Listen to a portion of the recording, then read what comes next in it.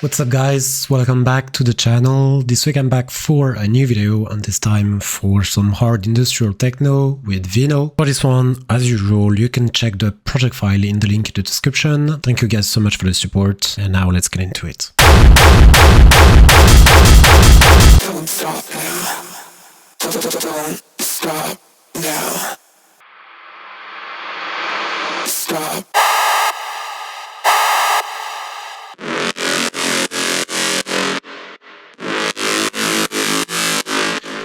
So I'm gonna show you the kick. There's some pretty heavy distortion on this one. This is how it sounds. So I've been using here this kick group. So just so you understand, I've been using first part of a group from the kick that I made for the HXIST tutorial, and I just took back the tail from this kick so you can see how it sounds. So it's just some heavy distorted tail. So you can check this video to see how I did that, but just to show you quickly, basically I started with a kick punch, and this kick punch is going through a reverb. So you have this kick punch, an EQ to cut those low mids, a full-on reverb but with very low density and with a blend to 0, and then trash 2 with electric trash, and he's making this. I then recorded this and I played with different kind of pitch for this kick. So you have this one, you have this one, another one here, another one here, etc. And this is actually creating different type of grit and distortion. Sometimes I EQ the low end, sometimes I EQ the high end, sometimes I keep only the sub. I add also some diffusers or other type of distortion. Then I have lots of processing on the group, so I didn't touch anything. You can check on the HXIST file, but you have some parallel processing here. Basically, here's just a big fat distortion layer that is playing in the offbeat. I then made something out of Serum, so I created this patch that I call HXIST kick. So it's a big patch. What you gotta understand here is that basically it all starts with this sine wave, and I have a few LFOs. This one is creating a top kick. Here it's the kick punch. Here it's another kind of top. Here it's a grit distorted layer. Here you have a gate for the reverb, and here it's just an LFO for one of the EQs. But if you look at the matrix here, all the punch layers are linked to the coarse pitch of the oscillator 1 to create the pitch envelope. And you have also a volume variation here to make a variation in the grit. And then you have some of the LFOs that are used for the filters, for the EQs, for the distortion. But what you gotta see is that there's a ton of effects to transform from a kick punch to something very heavy and industrial. So if we cut a little bit of this, you'll see how it sounds. You have a normal kick. So here you have the pitch envelope that makes the kick, then you have the first distortion that already distorted a bit, and a little bit of reverb, and another diode 2 distortion, comb filter that actually destroys everything, another filter, here an EQ, and another distortion. This is doing a lot because it's hard clipping, so it's the most heavy distortion you have here.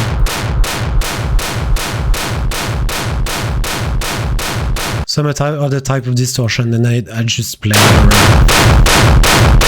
And then of course, when you have this, you can play around with the type of distortion. You can go to the comb filters, change a bit the resonancy.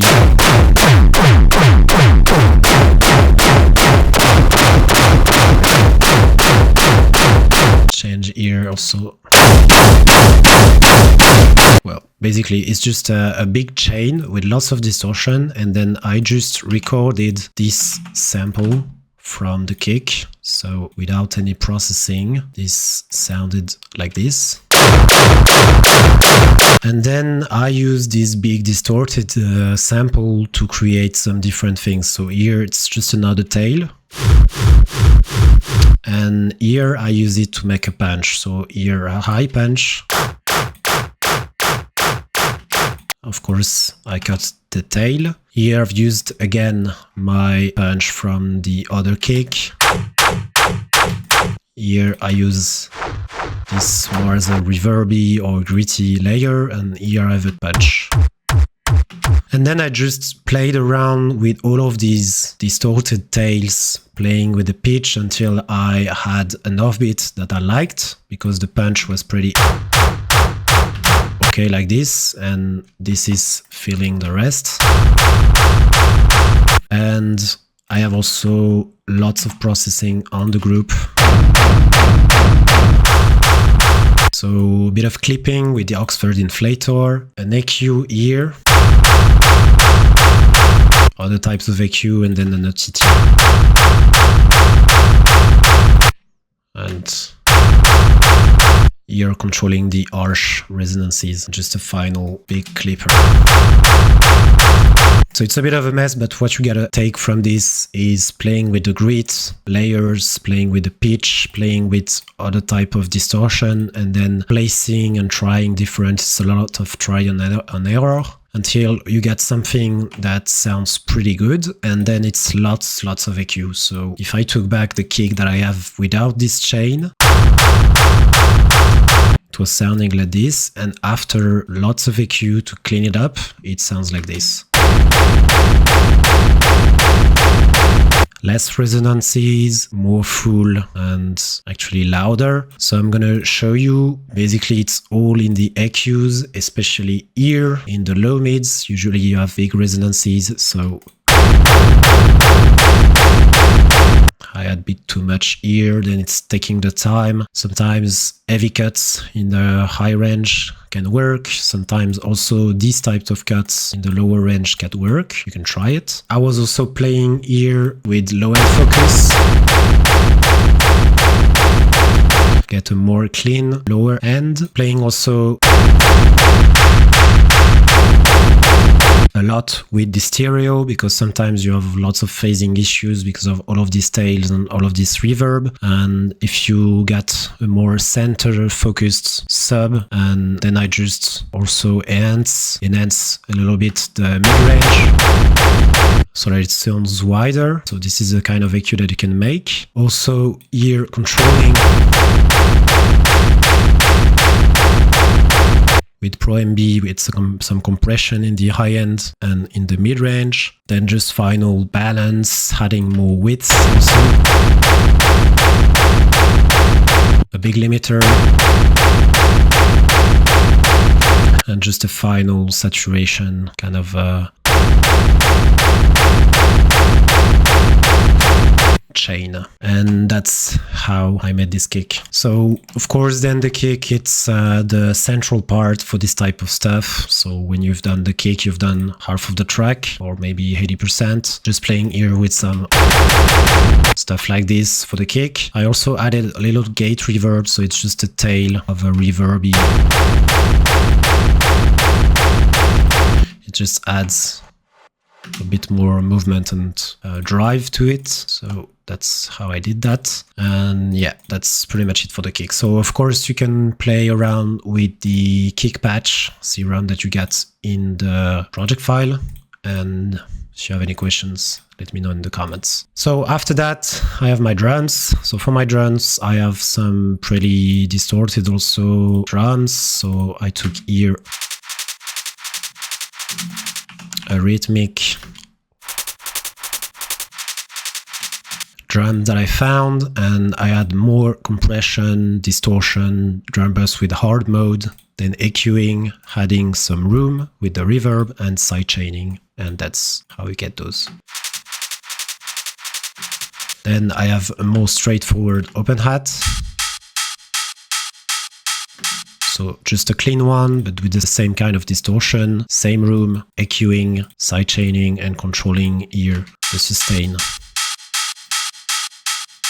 so that it's more snappy and it bounces more with the kick. Then I have two rides, also pretty much compressed a lot with the brute compression. This one is more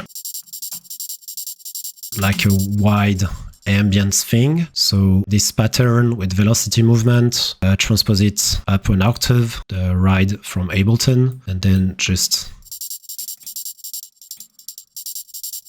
compressing it a lot and adding some panning. I have a more straightforward ride with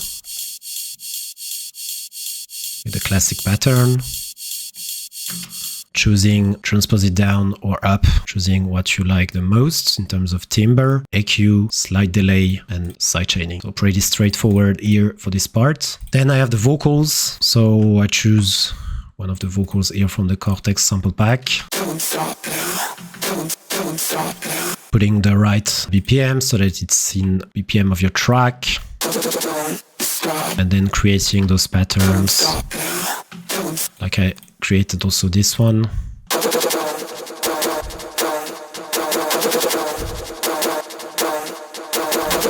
So it's just little parts to chop up the vocals and adding another delay for the ambience. Creating also some reverse things like this. So I just took this sample, I put a 100% reverb with like 10 seconds of decay. Then you bounce the track and you get those tails. You can reverse it or create some sweeps. So that's it for the vocals.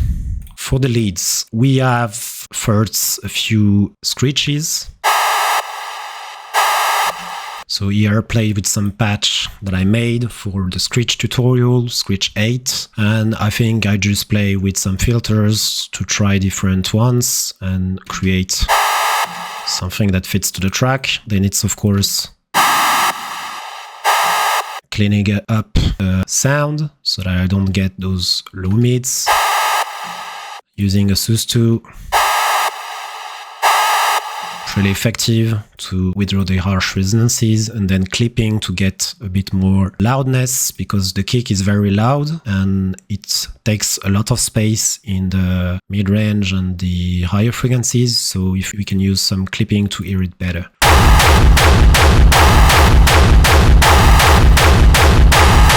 It's gonna make something more compressed.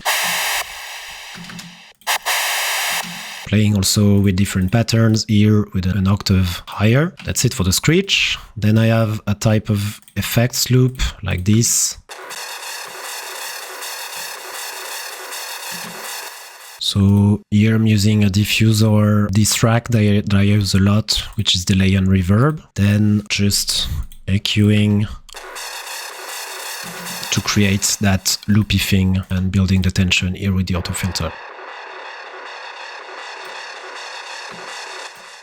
So here, just find a loop that was fine with the track. Next up, I have this sound. So I took the screech, I just changed a little bit the flanger that I had, and I use this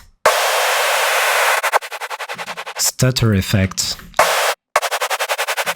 So it's a preset from Ableton, but basically it's just an auto pan with 100% on the phase to 0, and it's gonna create a stutter effect. So basically like a sidechain to have a volume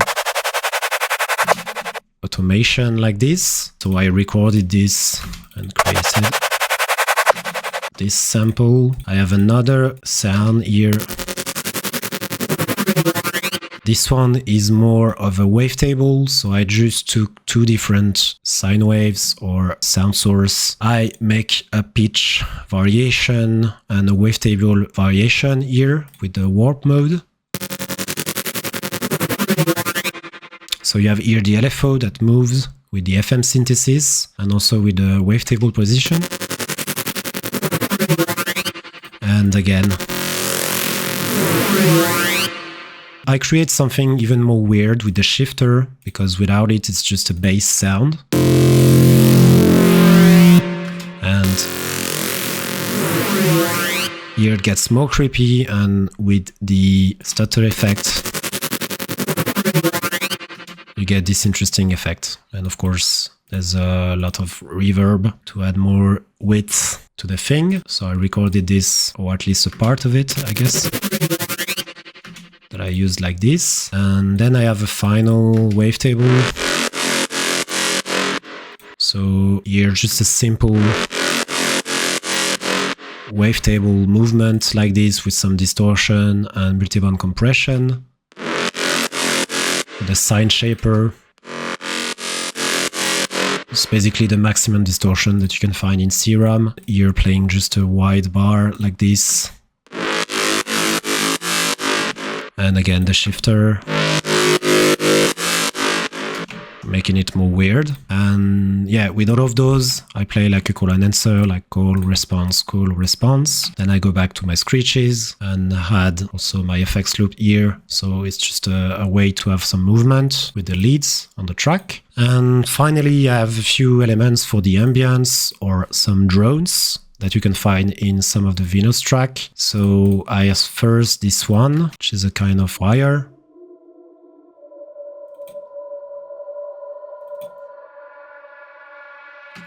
So I just took a choir sample that I found, and I'm just gonna add lots of reverb basically to make a pad. I changed the tone here.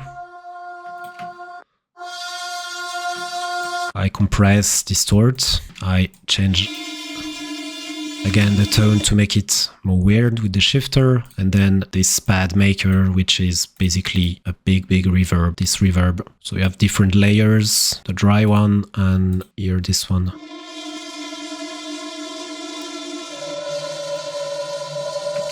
Which is wet. And with the EQs and the sidechain, you get this. And of course, the movement with the auto filter. So we have another one here where I use again the screech with a different flanger parameter, and again just adding a wide and wet reverb.